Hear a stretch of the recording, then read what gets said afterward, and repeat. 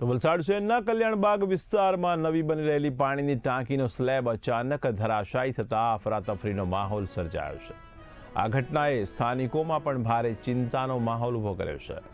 તો મળતી માહિતી મુજબ ટાંકીના સ્લેબ તૂટી પડતા જ આસપાસના વિસ્તારના લોકોમાં પણ ગભરાટ ફેલાયો હતો। ત્યારે સુરત બાદ વલસાડમાં પણ પાણીની ટાંકી તૂટવાની ઘટના બનતા આ નિર્માણની ગુણવત્તા અંગે પણ અનેક સવાલો ઊભા થયા છે।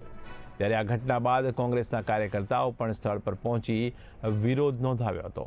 ટાંકીના નિર્માણમાં બેદરકારીના આક્ષેપો સાથે કોંગ્રેસના કાર્યકર્તાઓએ જવાબદારી નક્કી કરવાની માંગ કરી હતી।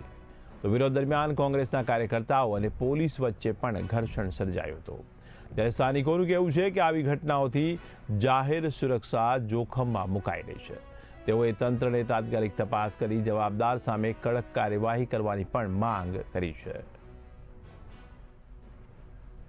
આ ભાજપના ભ્રષ્ટાચારનો બીજો એક ઉદાહરણ છે। હમણાં થોડા મહિના પહેલા સુરતના તડકેશ્વર વિસ્તારમાં આ જ કોન્ટ્રાક્ટર દ્વારા એક ટાંકી બનાવવામાં આવી હતી 21 કરોડના ખર્ચે, તે પણ પડી ભાંગી હતી। અને આજે વલસાડ ખાતે જે 30 કરોડના ખર્ચે ટાંકી બની રહી છે તેનો સ્લેબ અને તેનું સેન્ટિંગ નીચે પડ્યું છે। એટલે મારે ભારતીય જનતા પાર્ટીને એટલું જ પૂછવું છે કે તમે આ જ રીતના ભ્રષ્ટાચારો અને આ જ રીતે દેશની તિજોરી ખાલી કરતા રહેવાના છો?